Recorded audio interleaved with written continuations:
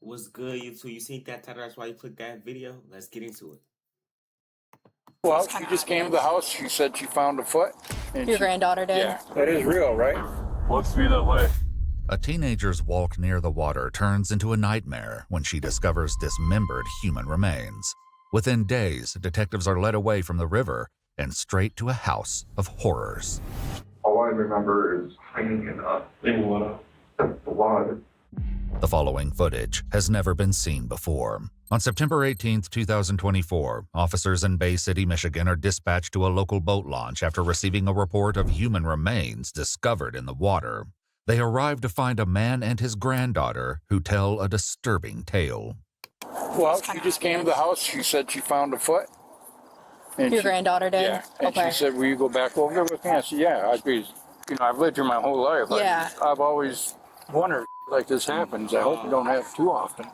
That's crazy. Imagine going on a walk with your granddad, looking at some water, and you just see a foot floating in the water. I'd be thinking to myself, like, is that real? Is I'm really seeing it? Like, is this Halloween? Like, come on now, like, come on. I'd be. What body part did you see first? That one. The foot? Yep. And Okay. then she did a walkthrough, and that's when she found the hand. That is real, right? Looks to be that way. Look at the tissue. I mean, how in the hell does that happen? It cuts it off. Where's the hand at? Can you point to where it says on the other side of the dock or what? No, it's right here in between all the trees. The officer follows the teen's directions and discovers a severed left arm floating palm up in the water. According to police records, both limbs appear to have been cleanly severed, one leg at the lower calf and one. So somebody chopped off their leg and they arm. I'm not gonna lie, that junk gotta hurt. Like, I ain't gonna lie. If I gotta go out, I hope don't chop me up, bro. Please don't. One arm near the bicep. In a later report, one officer describes what appears to be a saw blade or chop mark on the bone. Is this the only other one you've seen? Yes, it is. I only found it. Yeah, this is legit. The scene is secured and officers I can't be conduct a no thorough cop search seeing of the this stuff. shoreline. As they make their way along the edge of the water, they make more gruesome discoveries. Another partial arm and leg, also appearing to be cut with a sharp object. However, the rest of the body is nowhere to be found, prompting a larger search that continues the following morning. While What if they nothing else of find a note is head? discovered in the water, officers receive another concerning call. So, what brought you out here today? That man. We were just out looking for his car. I went back to grab her because we were going to go over to my other brother's house. He called, said he found the car. The same day the remains in the river were discovered, family members of 41-year-old Justy Stillwell reported him missing. His loved ones had not heard from him in days, and now his missing Jeep had turned up abandoned in a parking lot less than 1 mile from where the body parts were found. So do you have any idea how long this vehicle's been out here for at all? No idea at all. All I know is, from my knowledge, when we were in this house yesterday, we were looking at the calendar, and the last he X'd off every day. He didn't X off Saturday. And I don't think maybe even Friday, and his trash wasn't put out. So then we're like, what the hell's going on? But I'm a 41-year-old male, you know, sometimes they can just decide to, but it wasn't like him. Has he mentioned anything about talking to anyone new or out of the ordinary? Because I didn't talk to him that much. The last time I seen him was my dad's funeral. According to his brothers, Justy is a man of habit who doesn't have any enemies, making his sudden disappearance all the more concerning. Although no one has officially connected Justy to the remains, everyone at the scene knows what had been found the night before. Yeah, she's all worked up with everything that's going on the other side of the river, too. It's plastered all over Facebook. I know you're not going to give me any information, but I got a pretty damn good idea. It's not complete what we found, Right. but as an officer, I look at situations and coincidences sometimes are. Don't make sense. I did yesterday. I made Darty put it in my head. It is what it is. This is so out of character. Like, Keep I the said, hope, but 40-some years and never doing anything like this. According to police records, the remains are identified through fingerprints as Justy Stillwell. Detectives turn to Justy's digital Dang, that junk sucks, bro. And then he was only 41. I ain't gonna lie, I wonder who did it. Like, cause they say he ain't had no enemies, so if you just did it on Rambly, it's like, come on, bro. This is not GTA where you go around and just pop people. Life, and a breakthrough comes from a young man who had been chatting with him on Grindr the day he disappeared. The young man wanted to meet up, but he tells investigators that Justy was walking to a friend's house and said he couldn't. Doing some detective work of his own, he reached out to the friend online. The friend responded, sent back a selfie, and with that photo, investigators identified him as 40-year-old Robert Tweedley. On September 25th, he's taken to the law enforcement center, where investigators sit him down for an Bro, interview. a lot of my laptop people lied. So what is your understanding for why we're here to talking to you today? I don't know exactly what happened.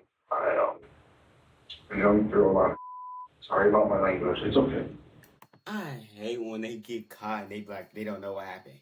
The police got you there for a reason. If there wasn't no evidence, they not gonna have you in that room, bro. I'm gonna tell you like that, bro.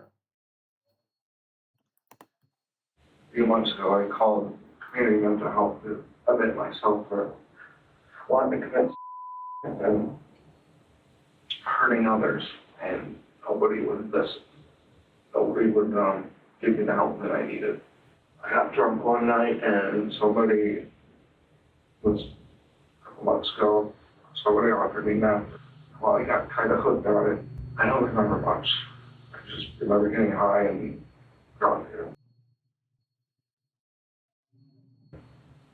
That's it. And then I saw on the news what was happening.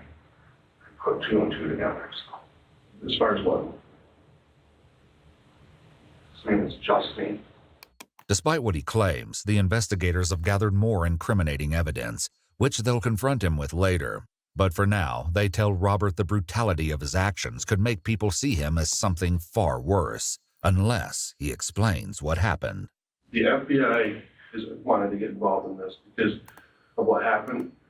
They've thrown out things like serial killer and stuff like that. And I don't think anybody. I don't think that's what happened here. I think that this is something that got out of hand, some sort of domestic situation. I know he can be a persistent guy. Only you can fill in the details. I don't remember everything. You may not remember everything, but you remember some of it. I blacked out for a few hours. He actually came over just to talk and help me through communication, have somebody to talk to. So what leads to him getting chopped up is what we're asking. What leads to him getting chopped up? See, y'all need to put me in the rooms. Because I'd be like, bro, what leads to him getting chopped up? Save all that other junk for Disney. I don't know what happened. No. Okay. I've only known him for a couple months or so. All I remember is cleaning it up. Cleaning what up? The blood. The sergeants conducting the interview aren't convinced that Robert doesn't remember killing Justy, but the more they let him talk, the more he seems to recall. How did you kill him? I don't think how I did it. I pushed him down the stairs. Did you push him down the stairs? I think I did, yeah. I pushed him down because he was getting out.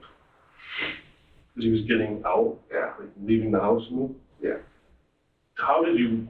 But, bro, what leads to him getting chopped up? Pushing him down the stairs did not chop up his body. What leads to him getting chopped up? That's what I want to know. Kill him. You say you pushed him down the stairs. Did that kill him or did something else kill him? I think he would have been dead, but I think I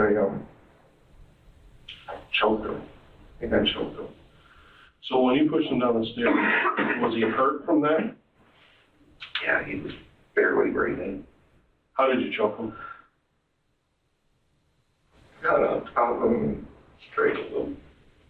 With a rope or with my hands. One hand or two hands? Oh.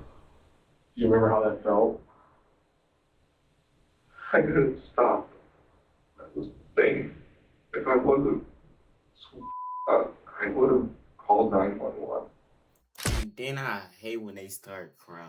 You did it. You should cry before you about to do it. And tell him what was on your mind. I don't know, bro. By Robert's account, with Justy deceased at the bottom of the stairs, he was faced with the issue of getting him out of the house. But Robert explains Justy's body was too heavy, so he did the His body was not too heavy. Look at your body. unthinkable. I chopped him up so I couldn't get him out of the basement. What did you use to chop him up? Probably Max. Probably, or is that what you used? That's what I used. Robert says he walked to Justy's home, took his Jeep, and drove it to Walmart, where he used cash from Justy's wallet to purchase the axe. Afterwards, he used the Jeep during the disposal of the remains. He admits to dumping his arms and legs into the river, but placed the remainder of his body in a nearby field.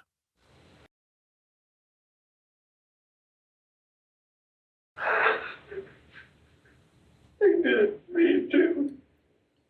I believe that. You don't know what led up to this, though? Like mental health and to the state of Michigan, they wouldn't help me.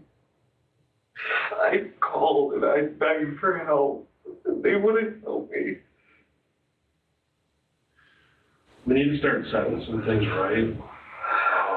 Obviously, like I told you, we have his arms and legs, but I would like to get the rest of his body and his head so that we can give him a proper burial for his family. Y'all want to look at his head chopped off? Yo, I can't see nothing like that. I only can see stuff like that in Mortal Kombat and on the movies. Rarely can see it in the movies. Will you please help me with that today? That'll go a long way to show that you are sorry. Whatever it takes, because I'm not a monster and I'm not a killer. You chop somebody's body up. You chop somebody's body up. And threw him in the river and threw the rest of his head inside of the field. And you're not a monster. Big guy, you're a monster. Too much. Oh, you want to chop his body up because he was heavy. Look at you. He's skinnier than you. I wanted to sell anybody else. I believe that. After disposing of Justy's remains, Robert spent time cleaning up any evidence of his sinister actions, even posting about his cleaning spree on social media. In a chilling Facebook post made the day after Justy was killed, Robert wrote, "I'm so tired I can't sleep at night. I cleaned my house today. I got back on a cleaning kick. Just wish I had the right cleaning supplies, LOL, but hoping to get some sleep tonight. I have a 10-hour shift." May I ask a question? Sure. How did you guys know it was me? A lot of really good police work. A lot of really good detectives put it together. Towards the end of the interview, investigators ask if he'll lead them to the rest of Justy's remains. Robert agrees and guides them to a nearby field.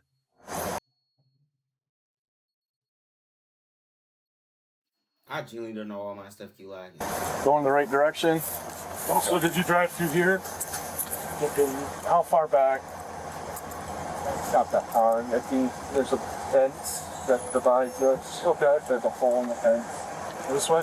They'll call it this fence right here. They build all of those. Is he on that side of the fence? Literally, that hole in the fence is Cadaver dogs assist in the search, and investigators recover Justy's pelvis, upper legs, torso, and head. Meanwhile, Robert's home is searched, and investigators find multiple items used in the crime that Robert admits trying to burn in a fire pit. In the basement, they find apparent blood and marks in the concrete consistent with an axe blade. Robert is permitted to write an apology letter to Justy's family, which reads in part, "If I could take it all back, I would, and trade places with Justy. I pray to God that his soul is at rest, and I pray to God for you, his mother, and family can move on." Take your life in. My bad. I got a warning on YouTube. Let me chill. And remember Justy for who he was, a kind, loving man who only wanted to help a friend in need. NGTA. Robert was arrested and held on a $1 million bond. Now you know dang well you ain't getting that bond. If you get that bond, I'm coming to your house. He now faces 2 charges: homicide, open murder, and dead bodies, disinterment, and mutilation. His trial is scheduled for 2026. Watch our full videos. Alright, I ain't gonna lie. That was crazy. My laptop keeps lagging. I ain't gonna lie out. I don't know, bro. I genuinely don't know my laptop be like. Help me, please. Please. Somebody buy me a PC.